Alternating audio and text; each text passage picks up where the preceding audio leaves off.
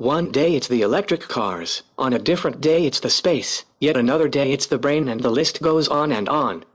If one has to name the visionary entrepreneur of the century, it has to be this man Elon Musk. And that's what is leading to the upcoming much hyped and awaited Elon's Neuralink session today, a few hours from now. This event today actually is an announcement, in follow-up to the one Neuralink had in 2019. Technological innovations in the field of artificial intelligence and medicine are growing exponentially, that it will be more and more usual to augment our bodies, with the help of machines, in a more transformative way than ever before.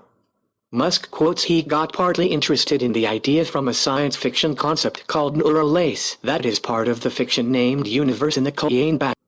Prompted him questions like, what is going to be the next revolution in artificial intelligence, and that too when it comes to our own bodies? Are we really going the cyborg way? Something like a portmanteau of cybernetic organism, like being a human with biomechatronic body parts in sci-fi movies. Are we yet there? The answer to that is we are almost on the track to get there, but not yet there. We are moving towards an era where even if someone is perfectly healthy, we could make everyone faster, stronger, or even more sensitive to the environment with the help of artificial intelligence. This means that the boundaries of humanness will be stretched, raising important ethical and philosophical questions as to what makes us human, or where the boundaries of cyborgization are. While we have standalone research on individual elements of certain parts of body, Elon's Neuralink is working on the path-breaking neural control interface, or in simple terms brain-machine interface. Listen to what Elon himself had to say about this. For those who are new to this, your brain is made up of neurons. These neurons connect together and form a complex network that can communicate with each other. In terms of things that I think are important to bear in mind, this I think has a very good purpose, which is to cure important diseases, and ultimately to help secure humanity's future as a civilization relative to AI. The threads are very tiny, and there's a lot of them, and they're very carefully placed. And the operation on a per-chip basis, it involves just a 2 millimeter incision, which is dilated to 8 millimeters, and then the chip is placed through that, and then it goes back to being 2 millimeters, and you can basically glue it shut. You don't even need a stitch. So, and then the interface to the chip is wireless. So you have no wires poking out of your head. Very, very important. So it's basically Bluetooths to your phone. For those who are new to this, your brain is made up of neurons.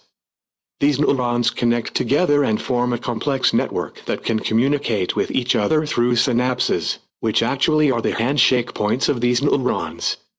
These talk to each other using signals known as neurotransmitters. All of a human senses is indeed these neurons firing electrical signals, or otherwise called as the action potentials. When the neuron spikes originate, these neurotransmitters release data that is broadcasted across its synapses, and through this reaches another neuron. Our brain is actually a complex ball of such billions of spikes and transmissions. Electrodes are generally used by the researchers to study the brain activity by wiring them close to the neurons. The action potential that create electrical fields in the brain can be detected and relayed to a chip that records, processes and measures the data. This nearly is the technology where it is a direct communication pathway between an enhanced or wired brain and an external device, or a brain-machine interface. What is more interesting is that brain-machine interface differs from neuromodulation and allows for bidirectional information flow. In simple terms, brain-machine interfaces are often directed at researching, mapping, assisting, augmenting, or repairing human cognitive or sensory motor functions.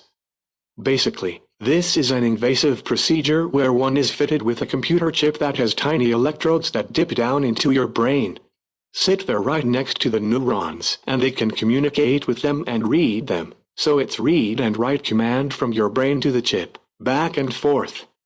Neuralink is working on a sewing machine-like device capable of implanting very thin threads into the brain, and demonstrated a system that read information from thousands of tiny electrodes. Neuralink further goes to define the neural lace as a digital layer above the cortex. That would not necessarily imply extensive surgical insertion, but ideally an implant through a vein or artery. Elon explains that the long-term goal is to achieve symbiosis with artificial intelligence Neuralink perceives as an existential threat to humanity if it goes unchecked. At the present time, some neuroprosthetics can interpret brain signals and allow disabled people to control their prosthetic arms and legs. Neuralink aims to link the technology with implants that, instead of actuating movement, can interface at broadband speed with other types of external software and gadgets. If you ask, are there no companies doing this already? The answer is no, and not as close as what Neuralink is up to. We have EEG-based devices in the market, but none as innovative as placing a chip beneath the skull and wire them to the neurons. Back in July 2019, Neuralink held a live-stream presentation at the California Academy of Sciences, where they shared that the proposed future technology that involves a module placed outside the head that wirelessly receives information from thin flexible electrode threads embedded in the brain. The system could include as many as thousands of electrodes per ray distributed across hundreds of threads. The threads would be embedded by a robotic apparatus, with the intention to avoid damaging blood vessels. So, today's demo as to how this works is what is prompting everyone to look forward for this session, and certainly is of paramount importance. Elon is known to take that risk and produce path-breaking innovations, things that excites everyone. Are we going to see a monkey today with a chip implanted?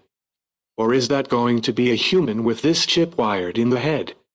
This certainly is going to be super cool to hear Elon and his team of researchers talk deep about this technology.